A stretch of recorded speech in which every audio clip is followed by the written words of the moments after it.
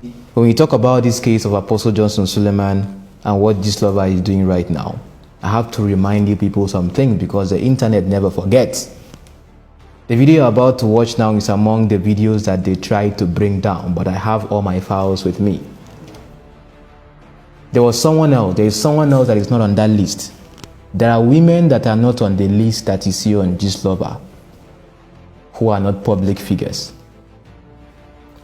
The reason why Gistlover's list has a lot of attention is because those that are there have attention themselves. Do you understand?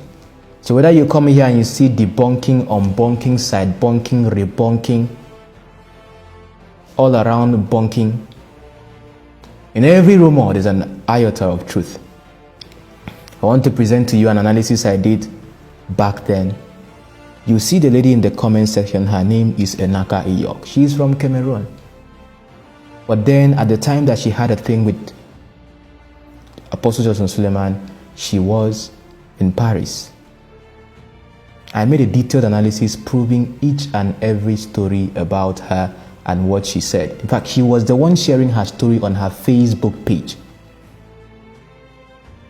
See, Apostle Johnson Suleman, these are real people that are talking about their relationship with you. These people are not faceless. They have faces to themselves. Watch this analysis, which proves that Daddy Freeze himself knows Apostle Johnson Suleman too well, or knew Apostle Suleman too well in that regard. I'll be back with a couple of comments.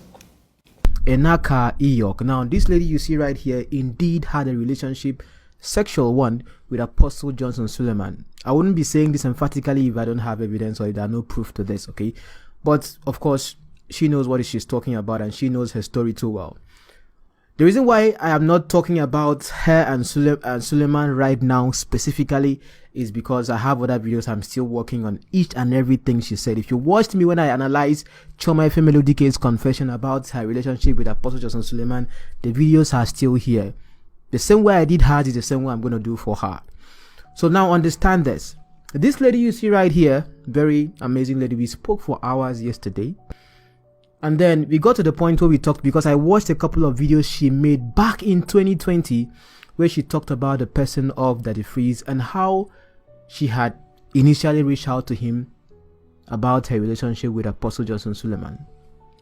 But even before we get to that particular point, I would say emphatically that the person you see right here, Daddy Freeze, is a hypocrite.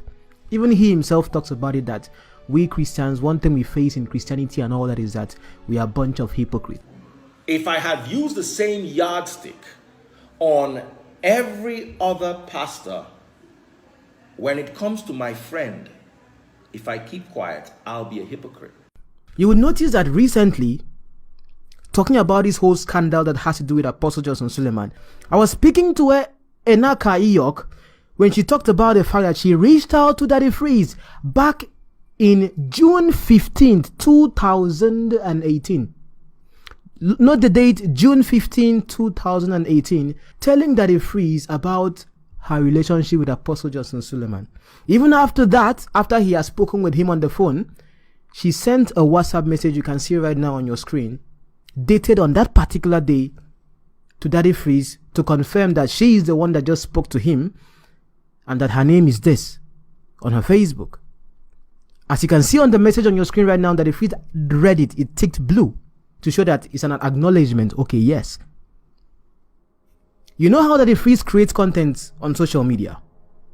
When something is on Instablog or Linda KG, he has set ring light. Yes, of course. So he's more of like a reactor, just like I do react. Just that for me, I don't just come out quickly with things. When something is out there, I take my time to do my findings, try to build a logical opinion about it so that it makes sense to anyone that is watching. On that same day, listen, watch what this woman herself said in 2020 about Daddy Freeze and having reached to Daddy Freeze. Just watch this video for a moment. I got Daddy Freeze when he was talking about tithes, telling people that they're not supposed to pay tithes. It was around that time. So I got his number from his this thing on Instagram and I called him. Now I want you to look at your page right now. On that same day, Daddy Freeze went live on YouTube. You see, these are things that are out there, but it took me time to find this clue. Daddy Freeze went live on YouTube. Look at the title of that video and look at the date. The same day. Patterns don't change. That is Daddy Freeze's pattern, and his pattern has never changed right from time till now. So he's very predictable. That's how you can study someone and know their patterns. Just like how I'll be looking at Apostle Johnson Suleman, and you could see his patterns repeating here and there.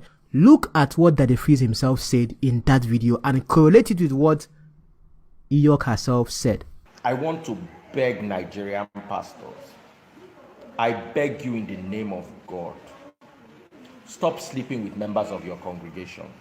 I am begging you in the name of God. In this particular one, the big GOs are exempted because I've not had any complaints from any of the major, as in the two major ones that you people know. No woman. My issues with them have nothing to do with women. They have never. But the girlfriend of one pastor, your girlfriends are disturbing me.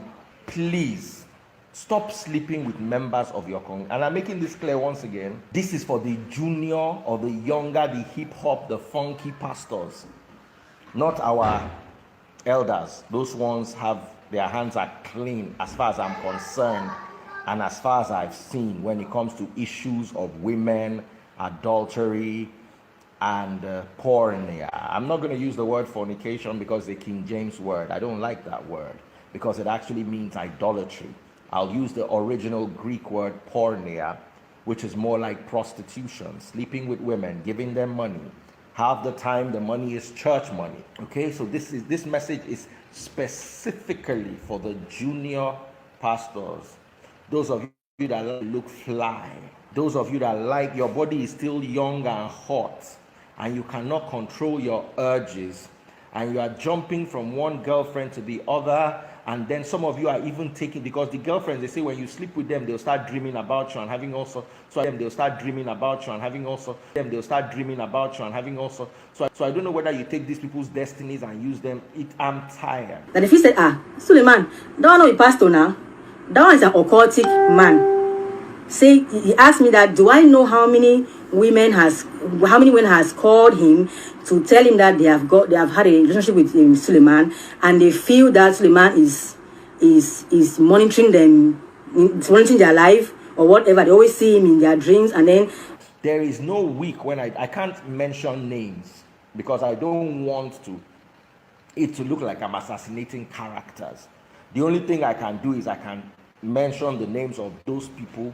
I can only mention those people who I don't get complaints about, and they are the older pastors. No one has ever, let me be fair, let me be honest, no one in the history of my movement or since I began the Free Nation Online Church has ever called me to complain about woman issues for the older pastors. No, it is the younger ones. The complaint is much. Having a concubine as a married man is not fornication. Trust me, I've taught it. It's not fornication. I do not advise it. I do not encourage it. But if you know you cannot hold your body,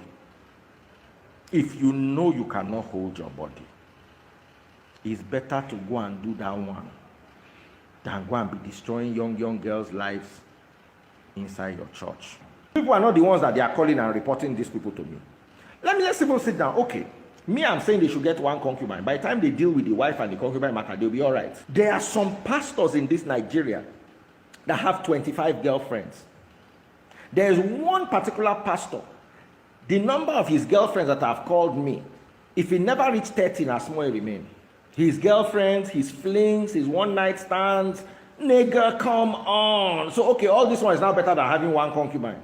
It's easier to, and concubine is like a wife but a lesser wife, so you are not really joined to her, like the story of the wife. It's not what I want to go into. I don't want to encourage it. But after today's 1 hour call of a woman crying about one pastor that is her boyfriend, and then that pastor goes and climbs the pulpit and insults me on a Sunday, I don't even know what to do again.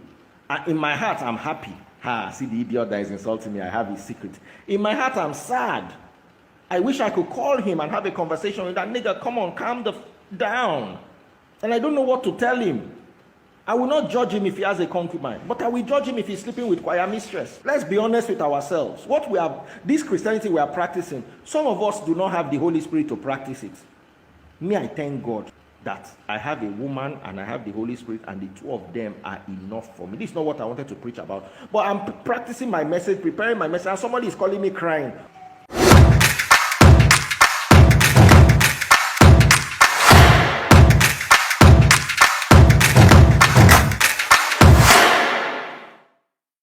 Welcome back once again. Now, are you getting the correlation? If your brain is working, you understand what I'm talking about now. How come that if he will title his video, "Can a pastor have a concubine?" And then he talks about women that they sleep with and they have dreams about him, just like Esther, just like Enaka Iyok herself explained.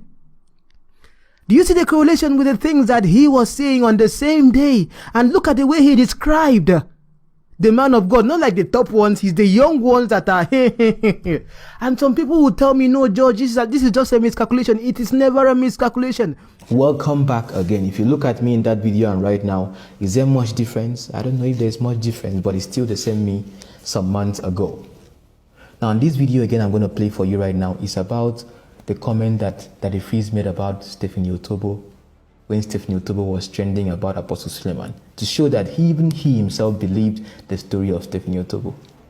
Today we're talking about judging false prophets. So let me go back to the topic I was teaching, or what I was saying. You know the guy I'm talking about? He cheated on his wife and he came in front of his congregation and he knelt down and he said he was sorry. I wouldn't judge him. You see, I don't judge people's personal issues. I'm trying to look for the right words. I don't judge. I will never. The Otobo lies that the reason why I'm judging him is because he's taking us for a fool. He actually thinks we're that stupid. He's taking us for a bus ride. Is the guy joking?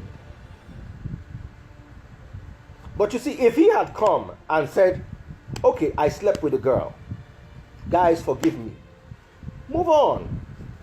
Even if he had come and said that I want to be like Moses, like David that had many wives, I want to marry another, it is his choice. He can decide to follow the law and follow the law to the letter. It's his business.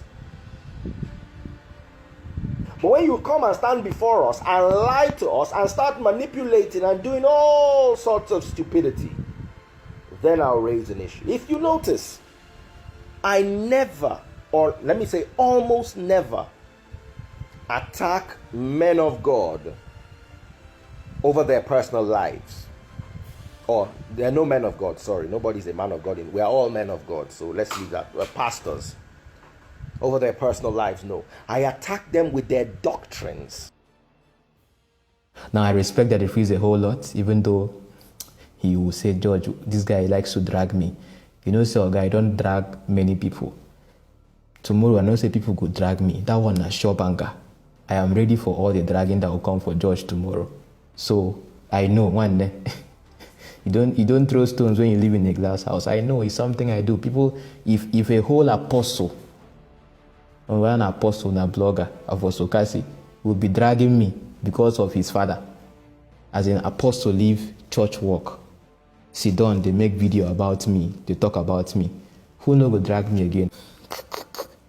But you see what I'm doing right here is opening people's eyes a whole lot.